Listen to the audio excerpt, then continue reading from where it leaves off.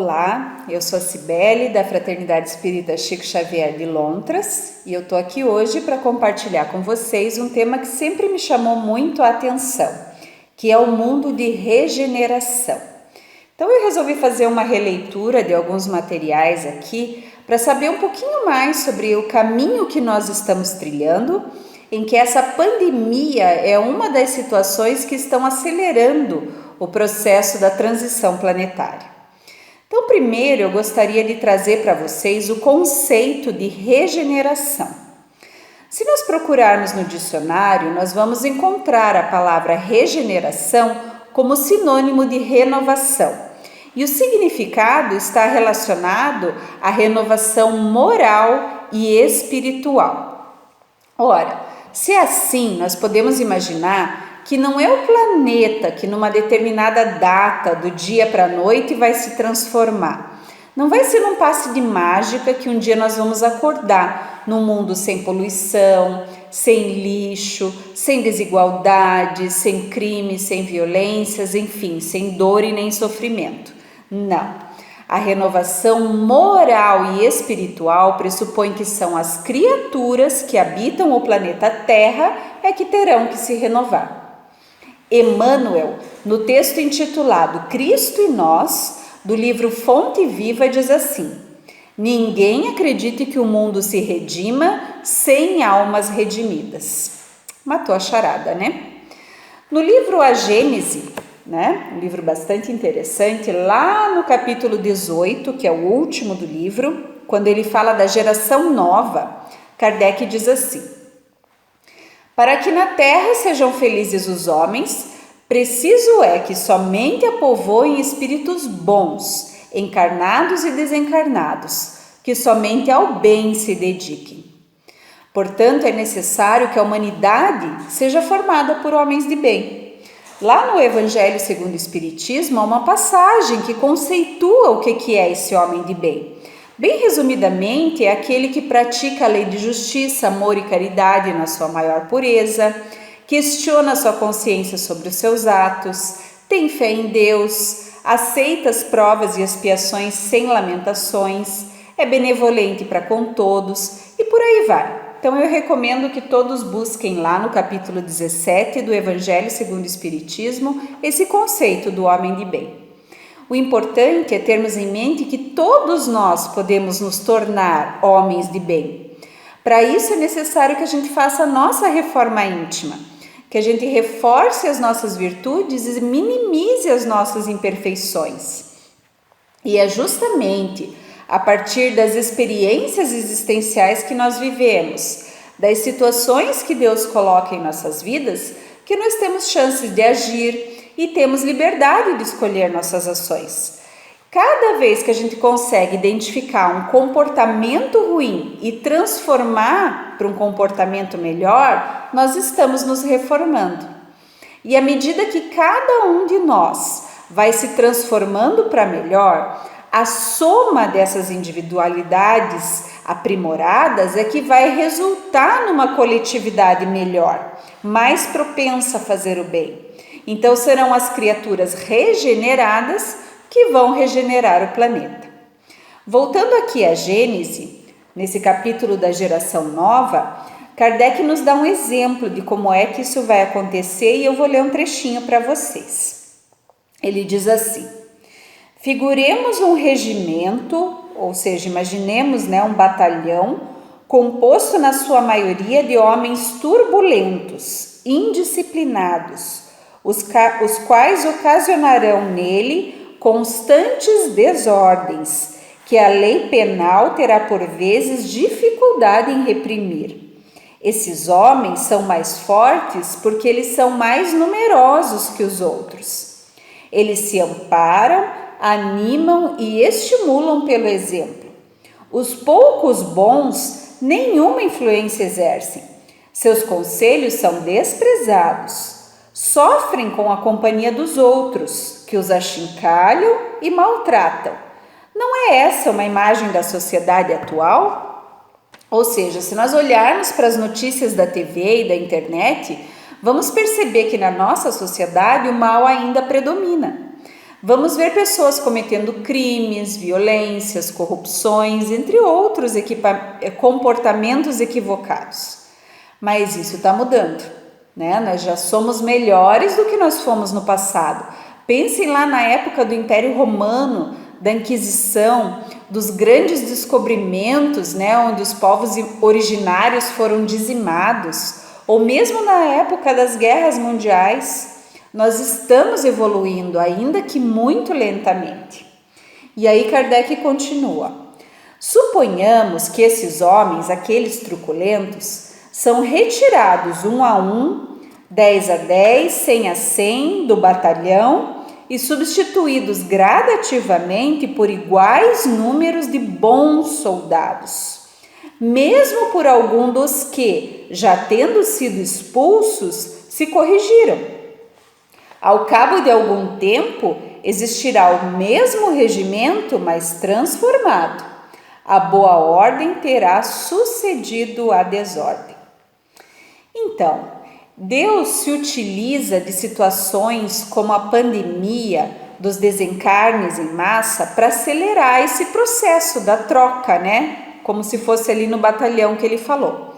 Mas isso não quer dizer que todos que irão desencarnar agora sejam pessoas ruins. Não, mas elas certamente estavam comprometidas lá no passado, em encarnações anteriores, e precisaram, por algum motivo, passar por essa experiência para reparar erros do passado.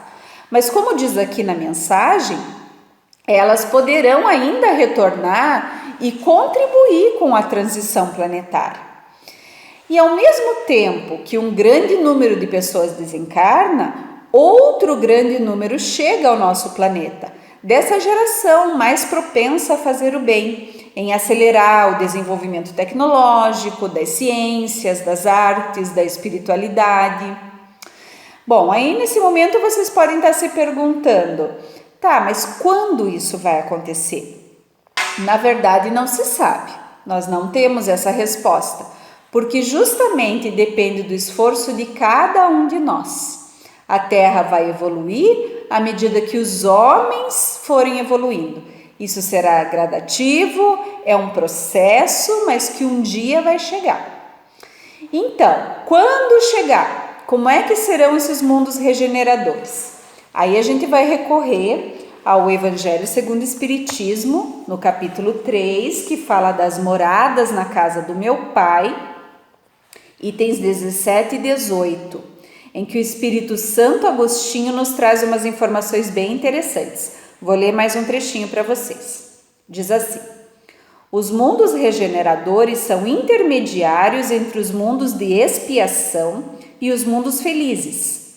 A alma que se arrepende encontra neles a calma e o descanso, acabando por se depurar.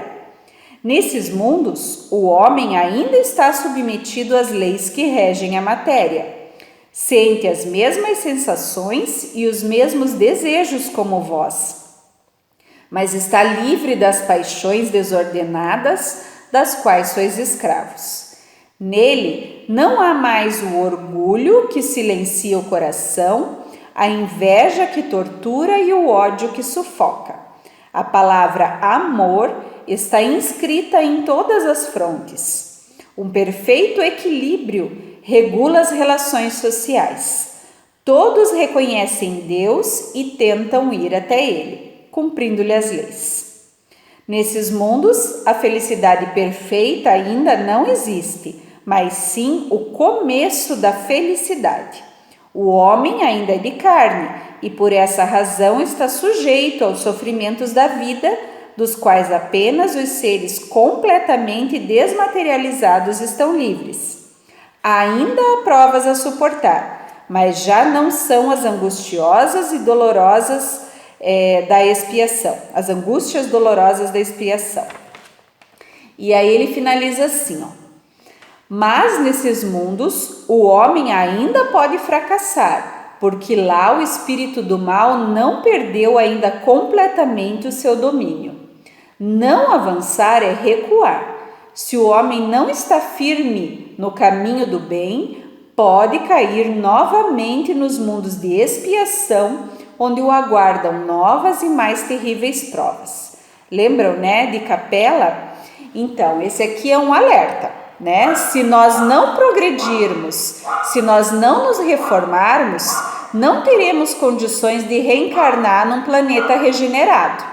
Então, qual é o caminho para nós carimbarmos o nosso passaporte e irmos até lá?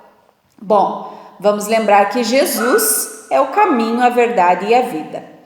No livro Renúncia, de Chico Xavier, a personagem Alcione nos diz que a mensagem do Cristo precisa ser conhecida, meditada, sentida e vivida. É uma grande lição. Então não basta que a gente conheça o que o Cristo fez, saber como ele agia.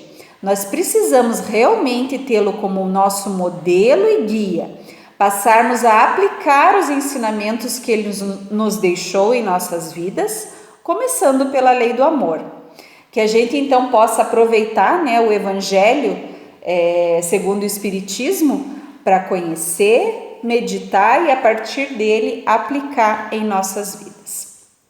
E para finalizar, eu queria então deixar uma mensagem singela do Chico Xavier que diz assim: ontem passado, amanhã futuro, hoje agora. Ontem foi, amanhã será, hoje é. Ontem experiência adquirida, amanhã lutas novas. Hoje, porém, é a nossa hora de fazer e de construir. Uma mensagem de Emmanuel por Chico Xavier. E com ela eu finalizo então o que eu gostaria de compartilhar com vocês hoje. Agradeço pela oportunidade e desejo muita paz a todos. Até a próxima.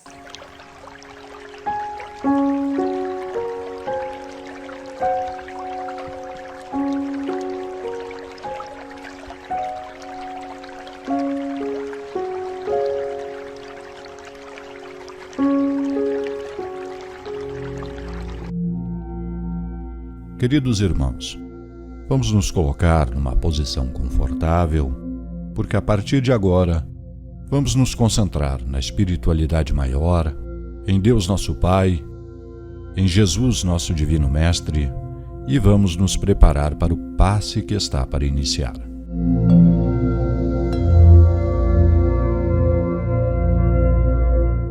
Pai nosso, nos reunimos aqui, encarnados e desencarnados, sentindo a presença de cada irmão que está no outro lado em seu aparelho eletrônico, com o desejo fervoroso de servir ao próximo. Estamos de coração aberto e desejamos irradiar amor para todos os que aqui chegarem à procura do amparo e conforto espiritual. Cada um de nós tem sempre alguém muito querido, a quem desejamos proteção e felicidade, e que, ao ser recordado, nos enche de luz o coração. Não menos importante é lembrar de cada família que vela-se em isolamento, aspirando à proteção física e mental nesta época de pandemia. Que essa mesma luz de amor ganhe agora vigor com a tua assistência e com a assistência de nossos irmãos da espiritualidade maior. Que cada um de nós possa se tornar um foco de amor a irradiar em todas as direções e, através de cada aparelho eletrônico, fazendo vibrar a sua amorosidade em todos aqueles que pousarmos agora as nossas mãos. Permita assim, Pai amado, que sejamos o teu instrumento de amor para todos os nossos irmãos e irmãs. Que assim seja.